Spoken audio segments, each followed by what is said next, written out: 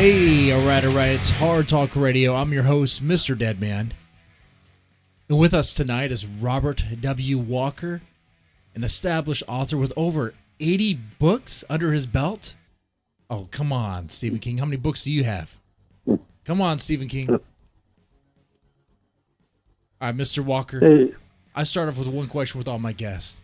I mean, I think most people know who you are. They have to. I mean, I've read Aftershock, but I've seen so many of your books titles, like I think on my mom's shelf or whatever when I was a kid. Of course, I was playing more video games then at that time. I apologize for not reading them, but your titles I've seen everywhere. I think a lot of people have seen your titles.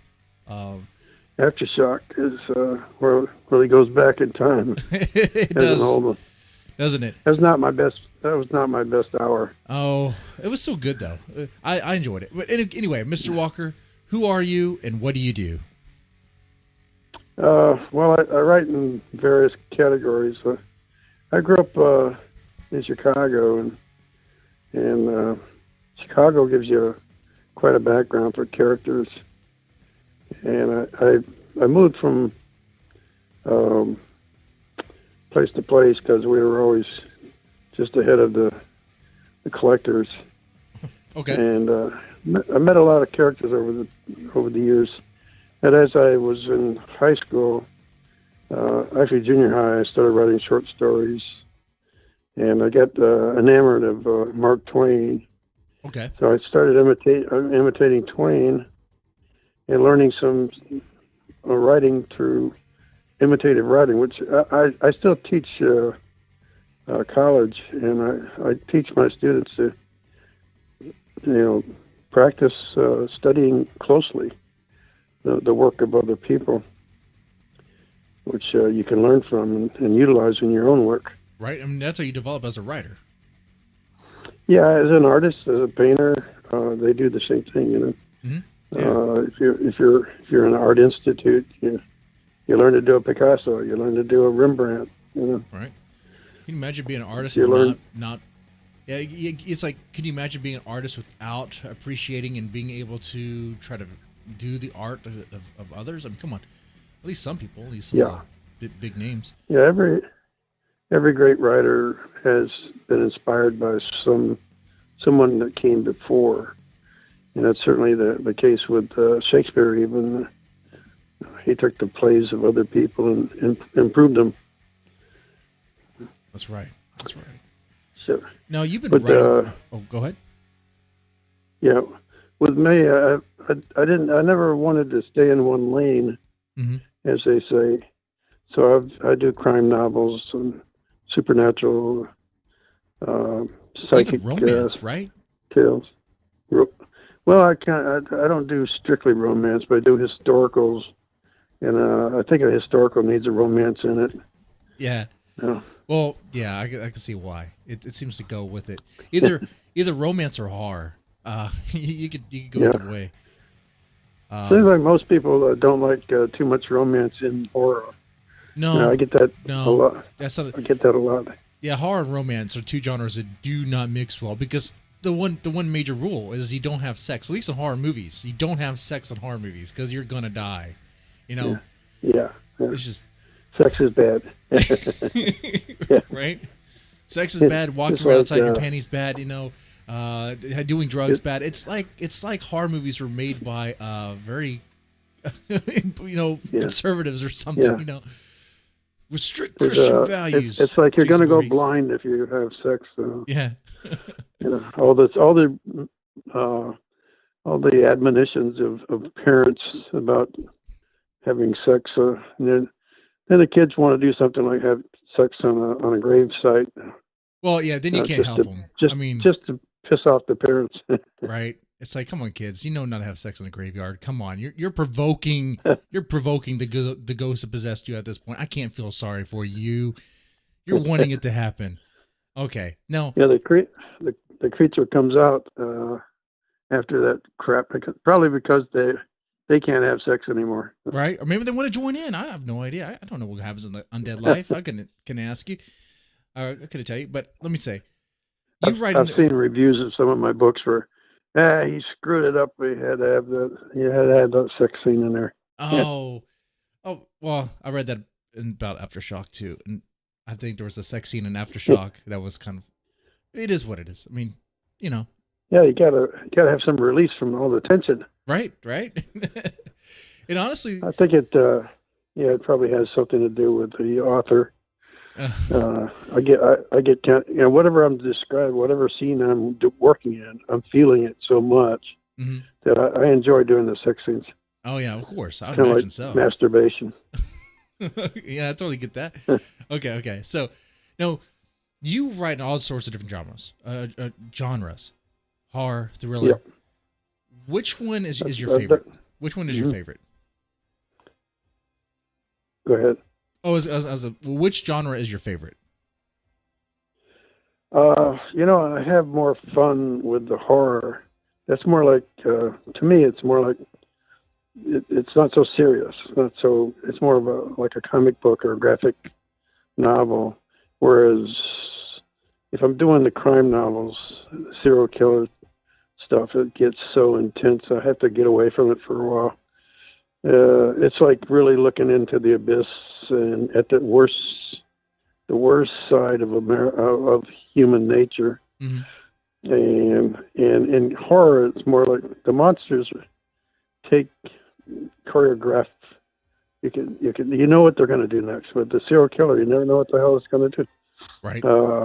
And I don't know what he's going to do until he does it, which keeps my readers wondering what's next. What's next? Mm-hmm. But the monsters, they're friendly. In a sense, no matter how bad they are, they're just working through kind of a natural state of being. Like if you're a werewolf, your nature is going to be the nature Savage. of Yeah. a wolf. And if you're a vampire, your nature is going to be the nature of the bat. I use a lot of the actual descriptions of animals and creatures to give some backstory to the creatures and the monsters. But they're just friendlier, The serial killer is like, shit, I can't believe I'm even imagining this stuff. It's hard on me. Right. It's much harder. That really puts things in But perspective. It's the human I serial killers that are crazy. Yeah. But what I really, really enjoy, actually, I started out writing historicals, and I thought that's what I would do from beginning to end. I love to do the research, and I enjoy the research, and then molding the research to a story. Putting a story together with the research, putting like two hands meeting two gloves. This inside out. It's just like the research has to take the backdrop to the story. Mm-hmm. That's why you got to have more romance and relationships in the historical. Yeah. But I did a book on Salem witchcraft, which was really the book I always felt that I was put here to write. And it's like a really? big book. It's like 3 volumes. And then I did one on American Indians and their involvement in the Civil War. They had entire brigades. Oh, I didn't realize they had entire brigades. They did? Yeah, this is the west of the Mississippi, so it never got as much attention. Man. Because it's west of the Mississippi in the Oklahoma Territory, Texas, and Arkansas, and Kansas. But there were 3 chiefs, and I told the story of how each chief went in a different direction. Mm. They totally decimated the tribes, the 5 tribes of Oklahoma. Wow. So, you've done a lot. I mean, you definitely. For myself, I enjoy the historical stuff. So then I started mixing history with monsters. Mm. So I put a monster on the Titanic. Okay. What kind of monster? That's really a cool story. I got a shape-changing creature on the Titanic, and all the questions that I had about how stupid that you would not have this going on or that happening, all the questions that were unanswered, the creature kind of answers. The fact that it's on board, answers all those questions. Like, why wasn't there any there was not one pair of binoculars. They The didn't have any guy in the crow's binoculars? nest, guy in the crow's nest had no binoculars, What? and How they was he said supposed they to left see? all. That makes. They said, yeah, at the inquest, they said, well, we had binoculars, but that box was left on the pier, and it didn't get on board. And that didn't answer. That just didn't sound right to me, you know. So I had to come up with some kind of an answer. When I first started that book, I was Okay. going to put it all on the captain. The captain went crazy, that kind of Oh stuff. yeah, see, I was thinking But that too. The captain's the monster. it He's like an wasn't. imposter. Okay. Yeah. Well, I thought that was not as interesting. Leonardo as DiCaprio is actually a monster. Sorry. Yeah. Yeah. Actually, I went to see the movie Yeah. to see how much research they did, because by that time I had done so much research. The book had a curse on it from the beginning, because I had interest in the New York publisher, and then Rod Serling's brother, who was usually writing about. His name was Robert Serling. Okay. He was usually writing about airplane, stories that had to do with air flight. So he was never in the ocean. Well, right ahead of me, he wrote a book called Something's Alive on the Titanic. And so my agent quit the idea. She didn't want anything to do with it. My editor that I had some interest in, he said, forget about it. Sterling beat you. My co-writer had a co-writer on it. He dropped off. Shit. Wow. I was like, oh fuck. Like, what did you do? But I wouldn't let it. Well, I wouldn't let it go, and I finished the book on my own. My co-writer, he disavowed himself of anything to do with it, and so I got the rights to work on it, and I finished it, and I put it up on KDP, and a Kindle, made it a Kindle title. All right, and that's one thing. That's one thing I definitely want to ask later on the show is your experience with self-publishing and traditional publishing. Before we get into that, yeah.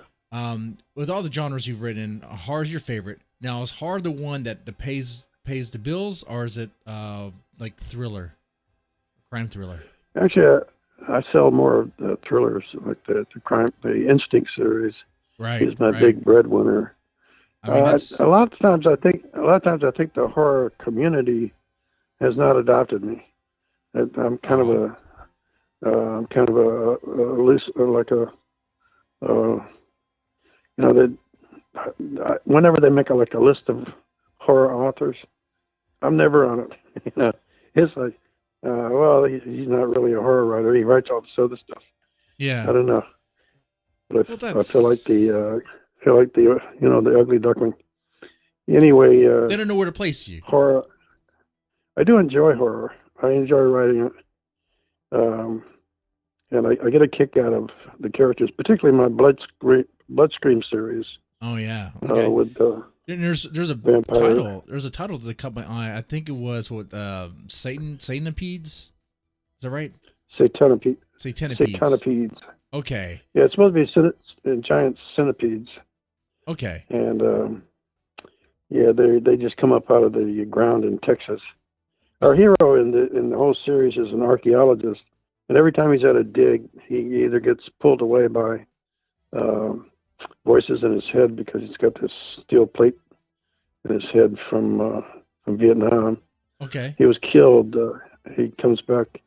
He's not quite dead, but he's in a pile of bodies when they discover he's not dead. But his head needs to be reconstructed. But that thing becomes like an antenna to the supernatural. Oh wow! Okay. And so he'll be on a dig and he'll hear voices, and sometimes those voices tell him to go to another place, another location. Okay, and these are actual real voices. They're not just voices in his head. He's on like schizo. He's actually picking up. Yeah. He's picking up voices from the grave. It's like I'm working on the 10th book, and it's kind of a return of the vampire babies. Oh, the vampire babies title is really kind of the cover artwork my son did. it's hard to look at it, you know. It's these little red babies. Right, But they right. were, That's a title that caught my eye too. Vampire babies. Like, tell me about that. Yeah. I mean, what's going on there? Because I think this image of demonic looking or demonic baby bloodsucker babies is just crazy. Well, see, they uncover what they call they call vampire babies because they've been buried with the stones in their mouths and to keep them from rising from the grave. And it goes, the one that they uncover goes back to Roman times. And these particular vampires are actually mind vampires. They don't really suck your blood. Yeah, they're psychic vampires, and there's a lot of them, and they get into he's got students that he works with and young people. Kind of a, you know, I'm a teacher myself, so the young people he gets more young people killed than anybody. It's kind of crazy because he'll have a whole student group there with the dig, Mm-hmm. but they all got mental problems now because the babies have taken they've taken over their minds and they can do crazy. So do crazy shit. Do they drain people of their like psychic energy too? Yeah, and when they hit on areas like the sexual part of the brain or the mean part, the aggression. These vampire babies need to stay away from that. Vampire babies going to the sex part of the brain. Jesus. I mean, well, they'll move somebody like the young student into Abe's arms when, you know, it's not to be done, but they're not, you know, the girl's not controlling herself. The vampire baby's controlling her. So and he figures all this out. He makes a deal with the vampire baby leaders that he'll take them all in his head. Now, these vampire babies, are they moving around themselves, or this sort of like, are they controlling things from afar, from where they're buried? Or are they actually moving around? They actually rose from the graves. They're ethereal. And they get into your system. Okay, so they're not like crawling around.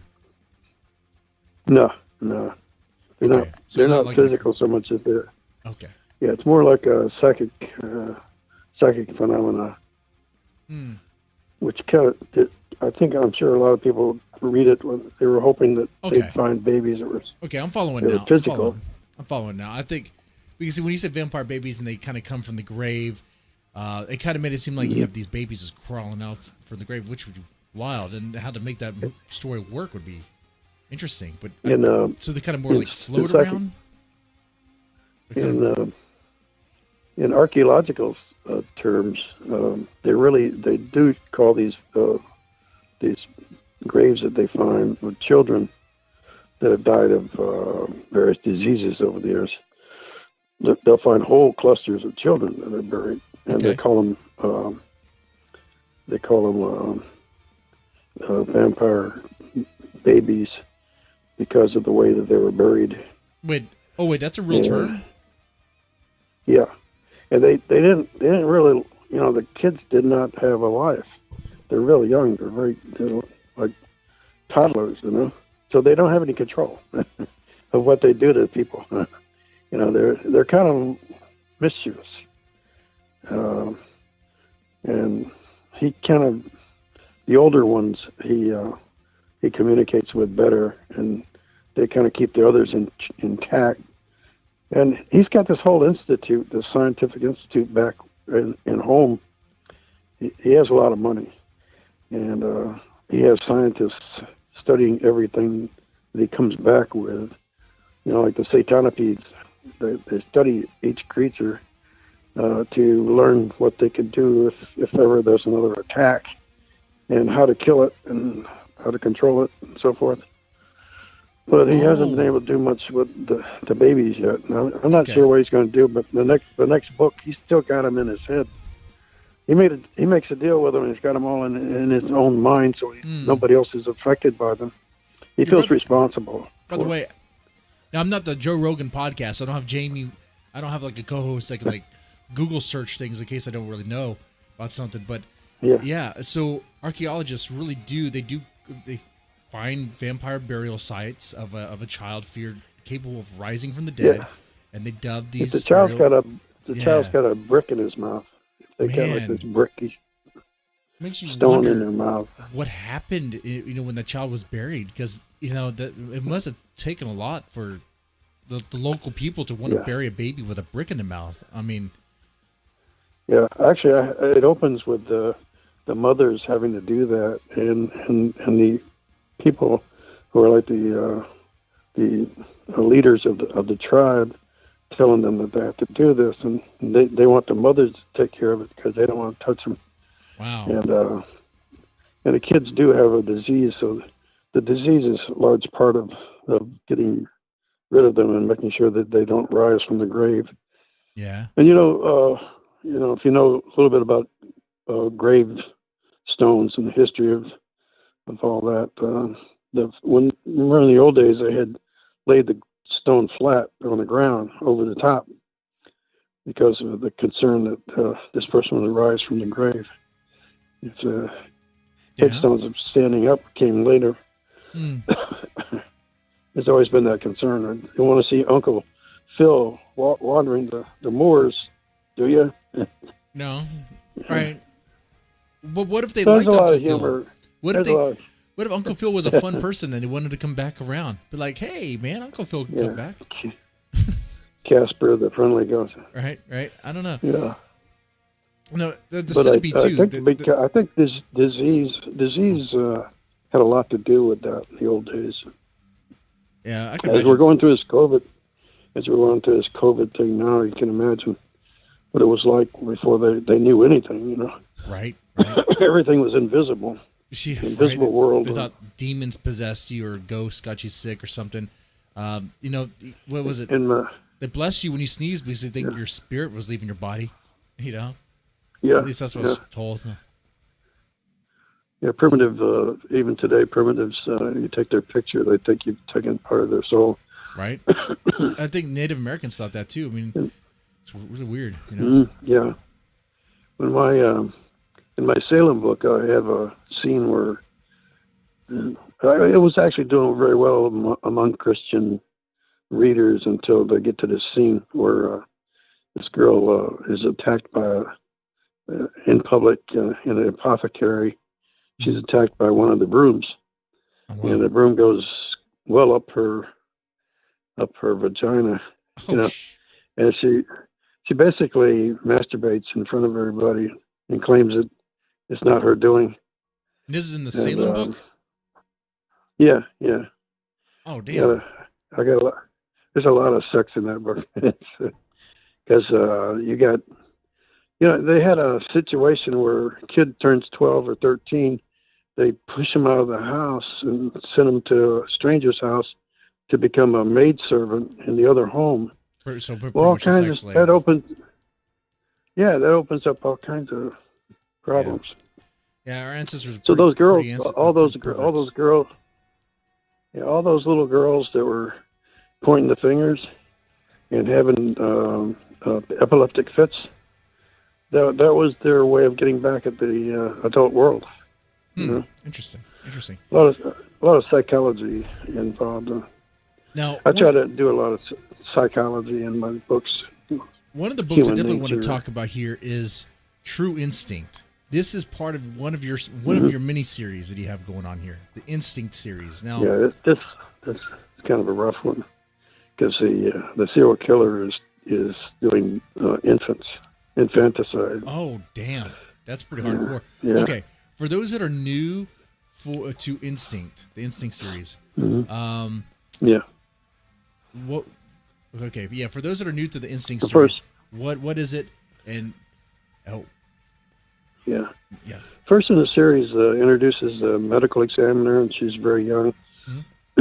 16 books now, so she's grown up a little bit, and she's kind of lost a lot of her innocence. And it tracks Dr. Jessica Curran from being a pathologist at a hospital to becoming an FBI agent with a medical examiner as an FBI agent. She does the field work to take stuff back to the lab, autopsies. Every book has at least one autopsy or two, but no two autopsies are alike. And that's a lot of work. Yeah. Instead of just duplicating the autopsy, like I see a lot of people, like, I don't know, I don't want to name names, but a lot of these people that do these serial killer things, and they do one autopsy and they just copy paste it for the next autopsy. Or they reuse, they reuse, some writers reuse scenes and stuff, or, descriptions. I've seen that. Yeah. I'll use concepts in one book that are so cool that I'll find a place for them in another book. Total concept, like kids on the street, they create their own religion. Okay. Because they have to have some kind of a religion, and so they create it, and it's like a mythology. And I find that was true in Miami. I lived for a long time in Florida. For 13 years, I was in hell. The Florida kids created their own religion? Did they worship a crocodile? No, not a crocodile, but they had a whole thing with meth. The lady in white, and she was like an angel. And then there was the lady in black, and it was a whole mythology. It was really interesting. Weird. And I was able to use it in two separate books in two separate situations. But the concept was so cool and true to life that it was well used in both books. But it wasn't duplicated word for word. Okay. And this series, situation and characters were different. Now, your Instinct series looks like it's doing really well. We're talking about 16 books now. I mean, what's the feedback been like? That book, that series ended with 11 books, and the publisher quit on me. Mm-hmm. And that was doing very well. I mean, it was selling well. They just didn't like my agent, and they wanted to no more dealings with my agent. So I got screwed up. I had two series, Instinct and Edge books that doing with the same publisher. I come home one day, and the agent calls me up, and he says they've ended both series, and both of them are making money, and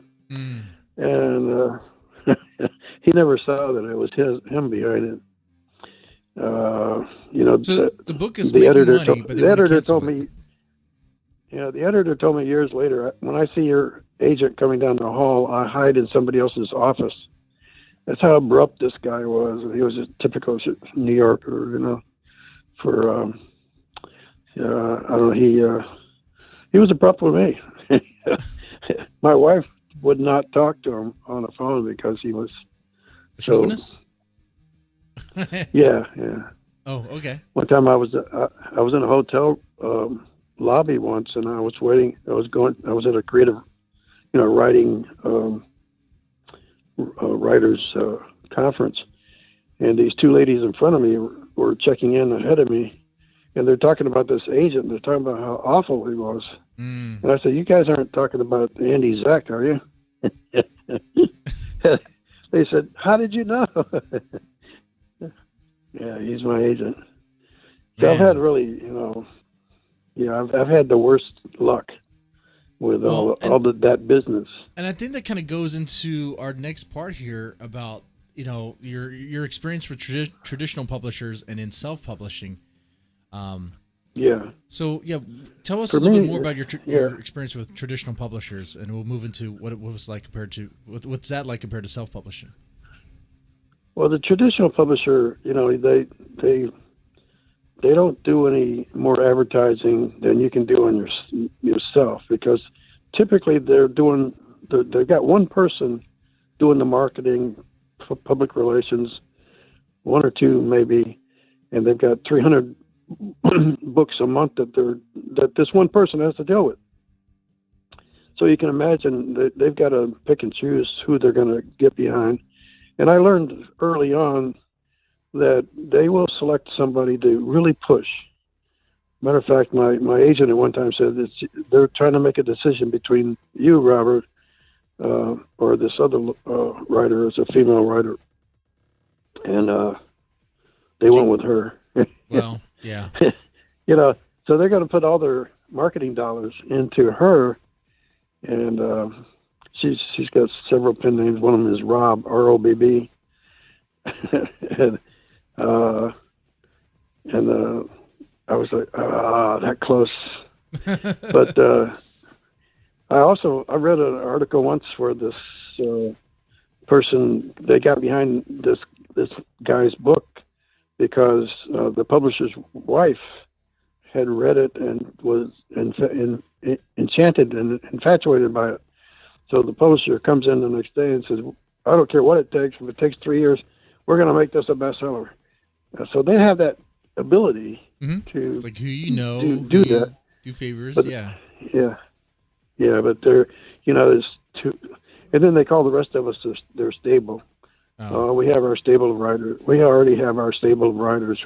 So they, if they've already got their stable of writers, that means a new writer, a young writer, where's he gonna fit in the stable? It's all full. Yeah. So it's a very, very hard curtain to pass through, and it's like they talk about the ceiling, break the ceiling. Very hard, and it's a very complicated. These publishers are very complicated. If you did a flowchart of the publisher now, it goes all over the place because most of they've all been bought up. All the small ones have been bought up by 4 or 5 publishers. But within that, they've got these different print imprints. Okay. And some of them are the name of a particular editor who's just done very well.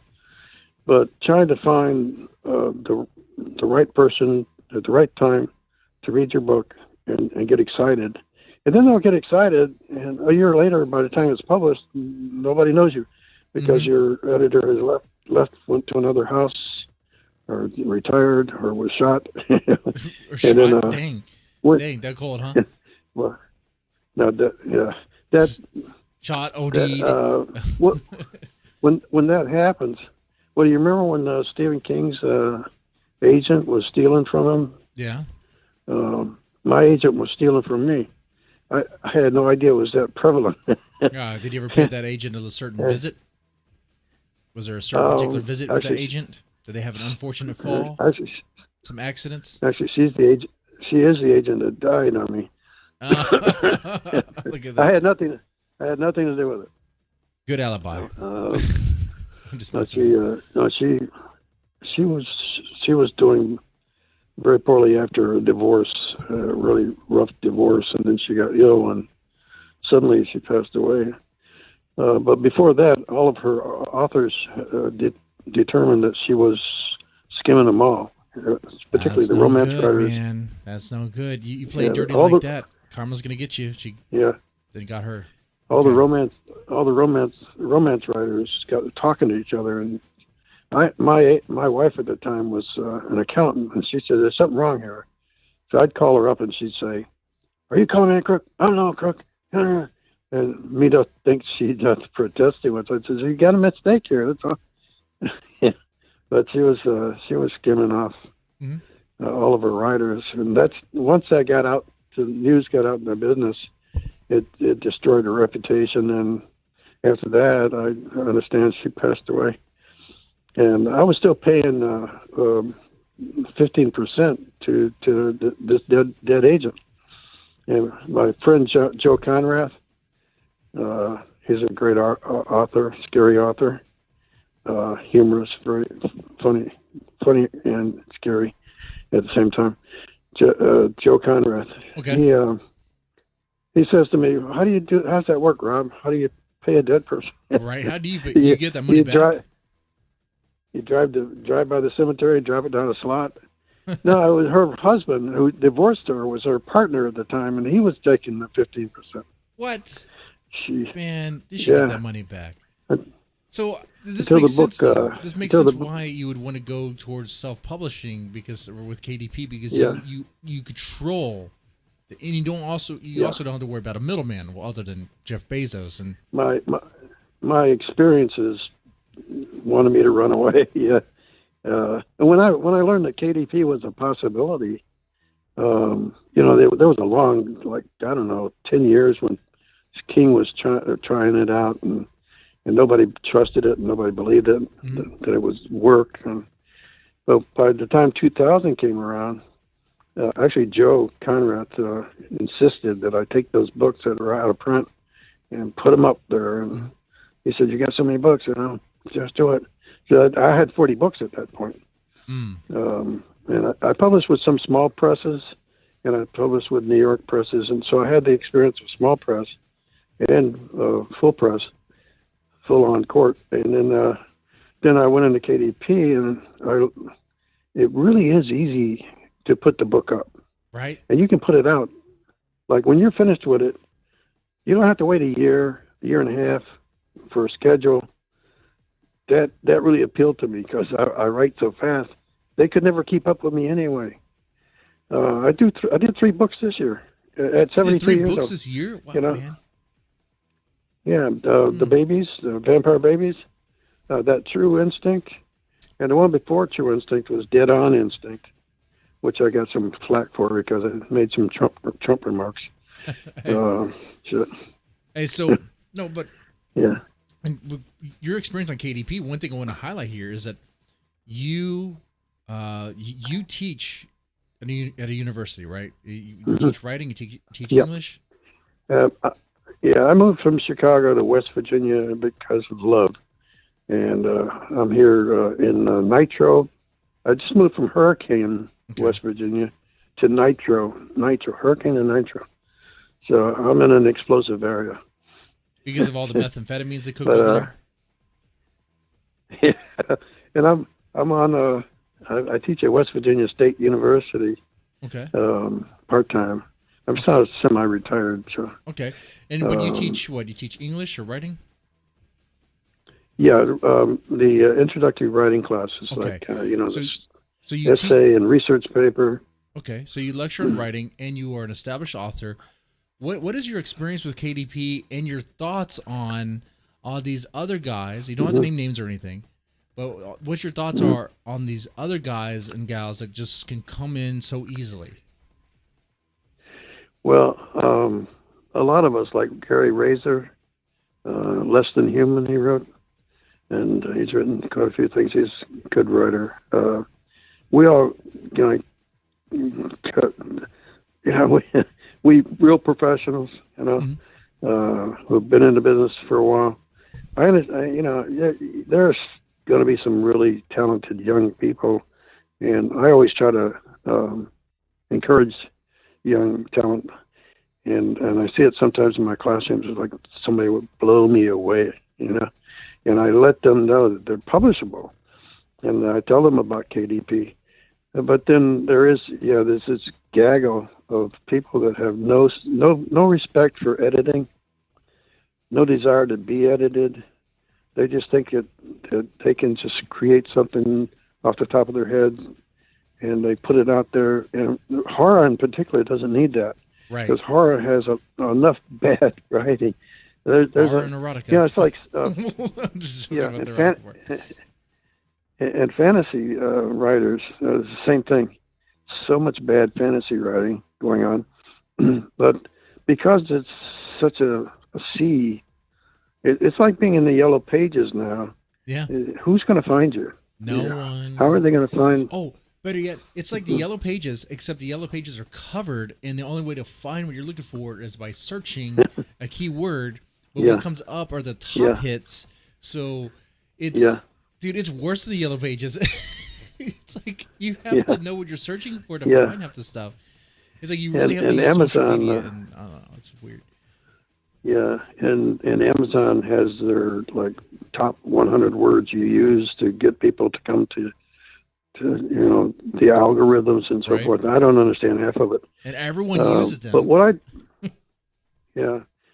I use Facebook and Twitter, and I do a lot of marketing on my own, and I try to do it with a sense of humor and humility, I use my cover art, which is great because my son does such good graphic arts. He does all kinds of graphics. He does it as a profession. That's cool. That's And cool. he's artistic, and he wanted to be artistic, but he also wanted to make some money. Mm-hmm. Yeah, makes sense. Unlike most writers can't make enough to live on. Right. So No. I went into teaching to support my writing. Mm-hmm. But the KDP thing, there are a lot of advantages to it though for a guy like me, because I was able to continue my series, which I couldn't do with the New York publishers. Right. Because once they cut a series in New York, nobody else wants it. It's very, very rare that a guy has so much clout that he can go from publisher to publisher to publisher with particularly with the same series. But I was able to create new series and continue my old series. I ended Instinct with the number 11 with New York, and now I've got 16. Okay. And, now, and with this, the Edge books were killed after 3 books, and now there's 5. So the extensions never saw print, paper print. Now the Bloodstreams books, there were only 3 of them with Diamond books, and the idea was they were going to bring in 6 writers, and we're going to do with horror. We were going to do what they do with the westerns. That is, you'd have so many writers that you'd get a book out a month in that series. Okay. And they let me name it, and I was the first writer. And after 3 books, I said, "Where's the other writers? Where's the other writers?" Well, it's not selling enough. We're gonna dispense with that idea. They threw it out. But I wasn't done. We're done. Abe Stroud there was so much more for Abe Stroud to do. Stroud it's a built-in thing with the archaeology, Right. Every time he has a dig, he digs too deep. He comes up with a supernatural. Now, one thing I wanted to get here was because you're an established author and you have this history. One thing I really want to get here is with your experience with KDP is, with comparison to work with a traditional publisher, how is the growth? How is the outreach? And how is, if you want to reveal, I guess, the financial thing, the reward, I guess, financial reward. Yeah. Well, I was making really good money when I first got into it. Okay. And as soon as they created the Prime thing, Prime has just, it's like they put a pair of handcuffs on you. The whole Prime thing, that they made it sound like, oh, you authors are going to do great. It's going to be great because you'll have a pool of extra money that goes to you, depending on how much books you sell. And how many pages, I was making the pages they four read and or 500. Oh, sorry. Yeah, I was making like 400 or 500 a month when I first started.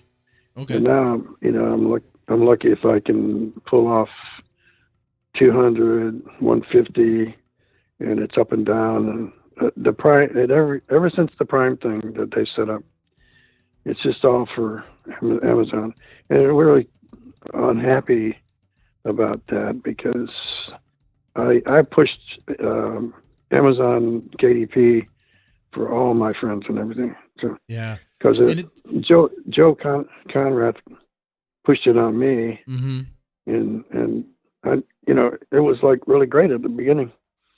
I noticed that they really pushed. When they pushed I couldn't believe.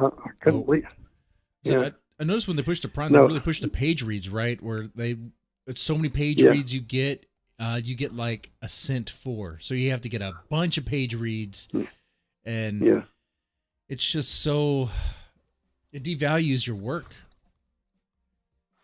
Yeah, and no matter it's like no concern for the quality of the work.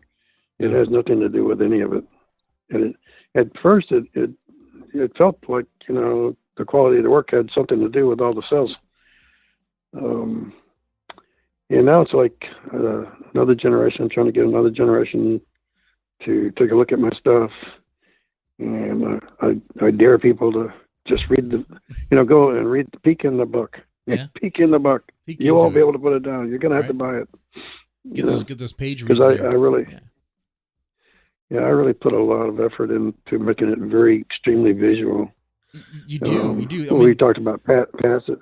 I mean, I remember we talked about passive and active voice. Oh yeah, that's what we're gonna get into as well. We talked about dead on writing and get into that. One thing we'll say, well, financially, it's not very rewarding as compared to, I guess, traditional publishing for you. What about outreach? Like, have you noticed that you're able to reach more people? Or get more feedback? It's hard. It's very difficult to tell. Like, nobody's doing reviews anymore, so that makes it kind of hard to tell it's kind of like sometimes you feel like you're the guy on radio at 3 a.m. Is there anybody out there? Right. And it gets very frustrating.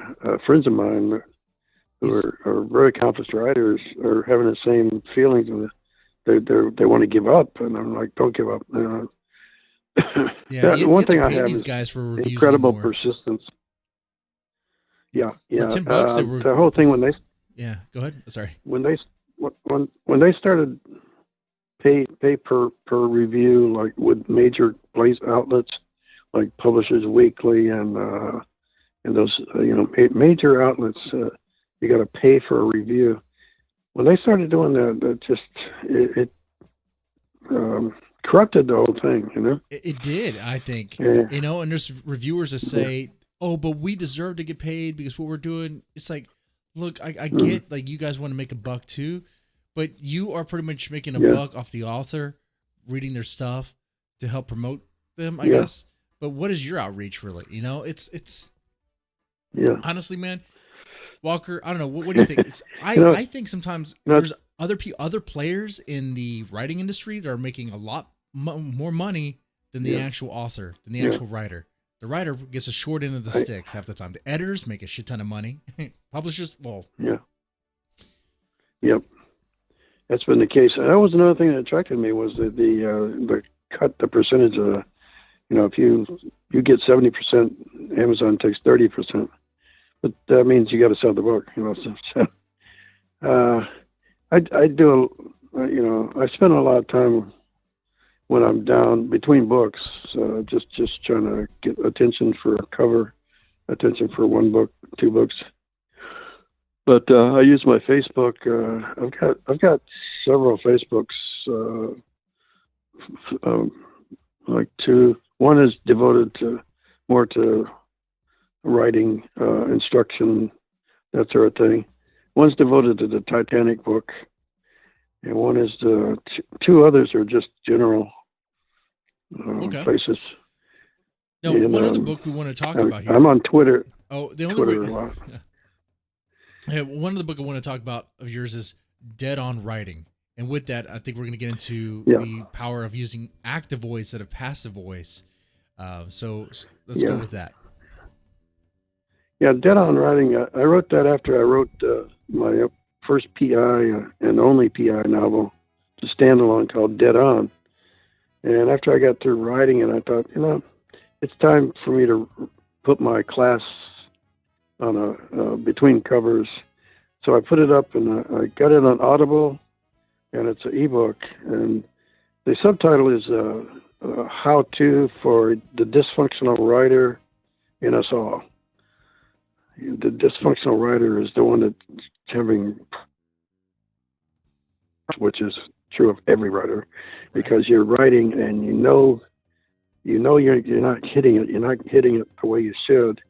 So you learn that rewriting is writing, and it's really about discovering the places in your book where things flag, and your narrator is taking over for the actors, and the actors are sitting out the whole scene. You do think about it like this: you're writing a whole scene, and it's descriptive and it's very well written. It's Chekhov almost, but you forgot your character. He's supposed to be in the scene. Yeah. He's gone. He's disappeared. That sort of thing.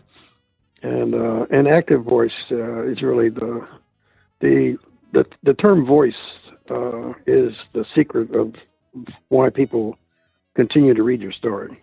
If if your voice falters, let's say you use a big word that nobody knows. No, what's a copse? What's a copse of trees? What's a a copse what? of trees. Okay. A copse Copse of trees. COPSE. A copse of trees. I used that in an early book, and I thought, why the hell did I use that? I mean, I have I was just. I have a bachelor's. I don't even know what that means. A copse. It's just it's like a stand of trees in a field by themselves. About a bunch of trees. I don't know where it comes from. Yeah, but it's like an oasis in a field. You know, copse of trees. And I'm like, what the hell? Why did I use that? It just stops the reading, and it breaks with the voice of the rest of the story. You know, that was a first person narrative too, with a kid that was supposed to be like Huckleberry Finn, and he would have never known that word. Right. But I knew it. Now, for some reason, I wanted to show off. But right, that though. sort of thing you learn over. Learn over time. Then you definitely right there with active voice. You were mentioning. It's okay. It's okay. Yeah, it's okay. We can't see each other. So you were mentioning. You mentioned aftershock. I've learned so much since then. Every time you write a novel, you learn things that you want to take to the next novel. It's like a person who builds houses. Definitely. Every time you build a house, you go ahead and sell it. Why do you want to sell the house? I want to build another one. So that's kind of the thing you learn from each even the book that you never sell. You learn things from having done the writing. And the how-to that I do, there's actually some everything that I do in my classroom for my creative writing class, which I teach when I can, and the exercises and practical advice and purposeful stuff is in there, and it's not your typical. It's not something like what Stephen King did on writing. You know, you read his thing, and it's more about him personally and the muse and where that shit comes from.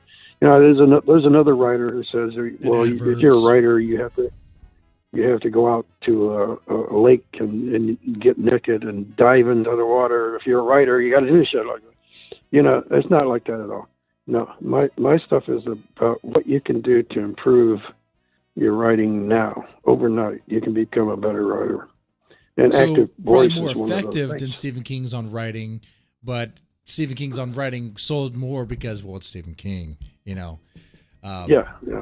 And all I got from that one was that there's a toolbox and watch out for adverbs, and then there are things that a lot of people say you can't teach writing; it's a talent that you're born with. No, that's bullshit. That's not true. Yeah, you can teach it. I've been teaching it for 40 years. So. I had to take issue with Stephen King once because he was in a really bad mood. This was when his agent, Cully McLaughlin, no, that's the kid from. That's Home Alone kid. Yeah, that's the movie. Yeah, this guy's name was similar to that. Anyway, he kid. Leave him alone. He's a Home Alone kid. Come on now. Yeah. The agent got on drugs and was skimming off on King's. Anyway, he was in a foul mood. You could tell from the article that he wrote, and I took issue with him because he was saying the only reason I write is for money, you know. And That's I'm like, oh hell, you know. Yeah. So I took issue with it. And nobody would publish my issue, my reply. The magazine that published him, they got him on the cover. You know, they're going to sell a lot of magazines. But the article was really, you know, it's like 2 pages of ranting, and I could tell it was kind of a response to the shit he was going through at the time. Right. And he was on drugs himself. Yeah, I was going to ask, was his editor using his drugs? Because King has a questionable past with that. I mean, people give King a lot of praise, but he was snorting coke like crazy. This was in a Cujo. Yeah, this was in a magazine that I had taken out as a teenager so I could learn to write. It's the Writer's Digest. So I wrote the editors, and they wouldn't publish my response. They said it was too long. Oh, no, you just can't hate on the king. That's all it is. It wasn't too long. You just can't hate on the king. Yeah, he's protected. So I was a member of guards. I was a member of Horror Writers of America, so I sent it to them for their newsletter, and they printed it. Okay. And all I got the only response I heard from any of the other writers was, "Oh, you're just jealous." That's a go-to. You're just jealous. You're just jealous. They want to suck. Man, I get it. People love King. I get it. He rose to the top. Okay. Yeah. But some people are just sucking on his teat, man. Like, dude, you don't have to kiss his ass. You could say it. His son is better than he is.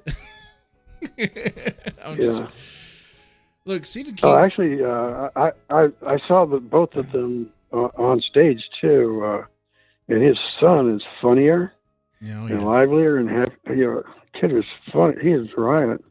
Look, he had King's old work was great. And Joe Hill's current work reminds me of King's old work, but much more intense. Much more intense. And that's what you want, you know. And it's I always want to ask you too, Mr. Walker. I'm sorry. What are your thoughts on Joe Hill just rising up? Oh, go ahead. Sorry. Yeah, I've always said that my competition is Stephen King. I'm working toward trying to compete with this guy, but I've never had the luck. I mean, it was pure luck that he just got the right editor at the right moment with Carrie. Carrie was the second manuscript he sent to the guy. Mm-hmm. You know, how fucking lucky is that? I sent out 1,000. I got 1,000 rejections before I got published. Right. You know? So it's all a matter of right time and the right place. Right time, right place. What are your thoughts on Joe Hill, though? I mean, he's astounding. No, but do you think King pulled any favors to make sure Joe Hill got published? Or, I mean, they say they didn't know, but it's like, I think they caught wind that he was his son. The reason he didn't use his father's name was I understand was because he wanted to make it on his own. He didn't want to on his dad's coattails. Right.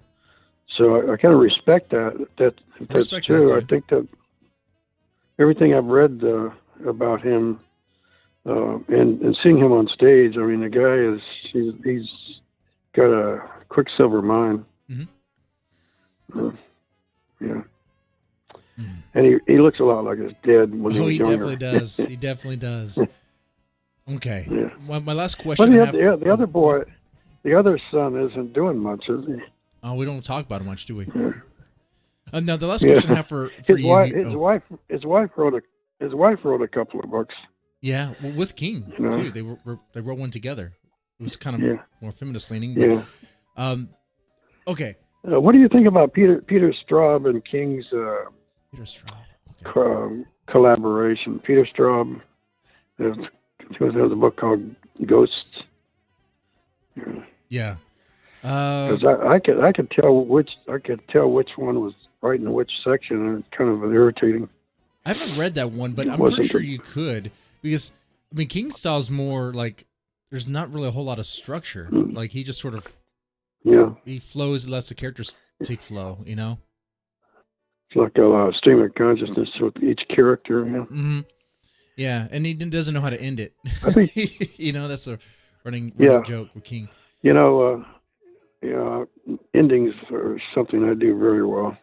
Yeah, just I'll do an ending. There was a reviewer that did for Fangora magazine said every horror writer should study Walker for endings, how to end a book. That's good. Yeah. So it's kind of buried in the magazine. Now, one question I would say for all my guests towards the end here is, what is your favorite horror movie and why? Well, there's so many great horror movies, but I really liked, as a kid, Invasion of the Body Snatchers. and I detested the remake of it. The Of remake course. sucked. Yeah, remakes usually suck, except for The Thing. I mean, the only remake I know that really worked well Yeah. was The Thing. John Carpenter's The Thing. Yeah, I love the thing. Actually, I love it. I love it in the original as well because I love to see James Arnaz as the monster. Mm-hmm. The only reason they picked him was his size, Of course. and of the course. idea of an alien plant man. Yeah, but the much more exciting the remake of that one. Mm-hmm. Great. Now, Invasion of the Body Snatchers, man, it's been. I think I was a kid when I watched that. That was a crazy movie. Yeah, I saw it. I saw it as a kid in the very. I was born in '48, so I probably saw it in 1955 or '54, and it had me up all night, man. I thought my parents were gonna replace me any day now. Man. Yeah, it starts out with that little boy. Remember, the little boy was running away from his home, and Kevin McCarthy was perfect for that part. It was good. And, Definitely need to rewatch it. I mean, it's been forever. So that's the problem with the remake. Problem with the remake was that they had all the wrong actors for one thing. What's her name? Kidman. Midland. Let's see. Yeah, she was terrible. Nicole Kidman. She was in the remake. Huh? She was in the remake. Nicole Kidman. Let's see. She couldn't pull it off. She can't pull off horror. She was also in the Stepford Wives remake or second. Mm-hmm. That didn't work. That didn't work either. Okay, yeah, She's she not my was favorite in actress. it. She was in it for sure. Okay. Yeah, 1978, Invasion of the Body Snatchers. Let's see. Yeah, more recent. Actually, I like that one where everybody had to be quiet. That's the Quiet Emily Place? Blunt. Yeah, Emily Blunt and her husband wrote the script. It was something about being quiet. Yeah. Can't remember the title. Or the Monster Will Get You. Did it have the deaf girl in it? Yeah. Yeah. Yeah, the girl with the hearing aid. Yeah, that was The Quiet Place. Yeah, if you. Yeah. That movie. They're doing a second one on that. Yeah, is it a sequel or is it a prequel? Because. Not sure, but the husband was killed in the originals. Right. I think it's going to be a sequel. Okay. She moves on with her kids.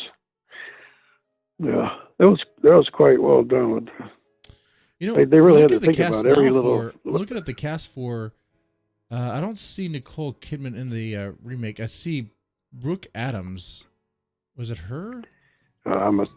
It's okay. Nicole Kidman's a redhead. Yeah. Okay.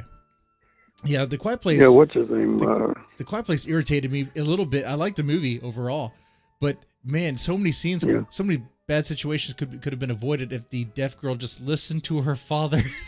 But that's the thing with kids. They don't listen. They don't listen to their parents ever. Yeah. No. Yeah, there was, and let's see, there was one. I can't recall the titles. I'm getting too old. I can't recall titles. That happens with age. It's okay. What's man. your favorite? What's your favorite? My two favorite. My favorite. Halloween is one of my go-tos because it's one of the first horror movies I actually watched. I actually remember watching with my mom and then of course then The Thing, but that was later, and it wasn't really until after a while that I really watched it. I was like, oh man, because the first time I watched it, I think I only watched bits of it. But yeah, those are my two favorites. See, the original Alien was really good. Oh yeah, that's good too. First time I saw it. Man, I'm a big fan of Indiana Jones. They're going to come up with a new Indiana Jones. They'll have to do some makeup for Harrison. Is he still going to be alive by the time they're he working makes on? They're working on number 5. Oh really? I think currently. Yeah, he's kind of an amazing guy though.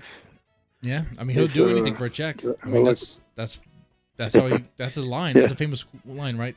Just take the check. Yeah. Yeah. If the I check remember clears, him I'm good. remember when he played the president and he kicked that guy off his plane. Get off my plane.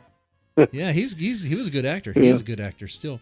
I kind of feel like in the new Star Wars trilogy, I mean, he played Harrison Ford, but he kind of like phoned it in because I mean, he knew what it was. They're rebooting this trilogy. And you can see on his face it was kind of silly and stupid. It's like, why are we doing this again? The worst one was that movie about the crop circles and the aliens came down and Mel Gibson only had one. Signs? Only had, yeah. With the water? Mel Gibson only had. Yeah. Yeah. It was with the. And the alien, they locked the alien in the root cellar. He comes across the entire universe, and he gets locked in the root cellar, and he can't get out. Yeah, Joaquin Phoenix was in that what film killed too. me about what killed me about that movie was Mel Gibson. Talk about phoning it in. Oh, he had one look for horror, just had his mouth open. Yeah, and I was so incensed by this movie. I got into we were drinking, Joe Conrad and I, and we're in a dark room, and there was one of those mic nights in Chicago, open mic, and we got to discussing this film, and Joe I thought he was kidding. He was telling me how great this was. Shambhala was a genius, and Shambhala did it. And I said, this was the worst damn movie I've ever had. And we were drinking, so I kicked a chair and it almost hit him. Okay. And everybody came running. All right, we're gonna break this up. No more discussion of this film. right. I mean, and there's a lot of people who are very passionate about them. Oh man, there's people that are passionate about signs. They love signs. But you bring up a good point about the alien getting stuck in such a stupid way. You know, the aliens are also, they died of water.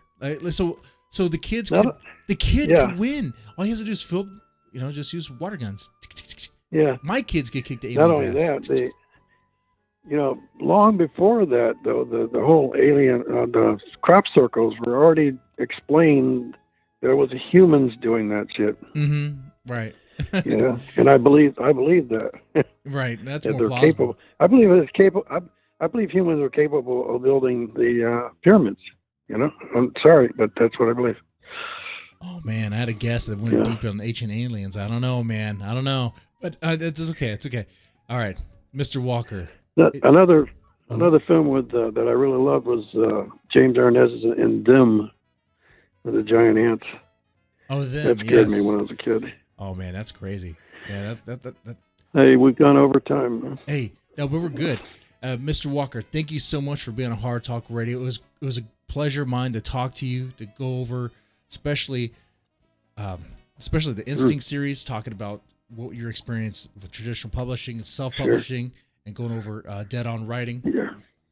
Ladies, gentlemen, who've made this far, hey, press the like button, share, subscribe. I love talking. Hey. Love talking writing. Hey, it's good stuff. It's good stuff. I appreciate your inviting me on. Hey, no problem. Yeah, you're gonna edit this down, right? Oh no, this is a live podcast, son. Sir, it is a live podcast. It's all about the conversation. I'll have to look it up. It's all good. I'll have to send send all my friends and folks to take a look at it. Oh, feel free to. More the merrier, man. All right, guys. Y'all take it easy. Y'all have a good one. The people that people that are you're closest to,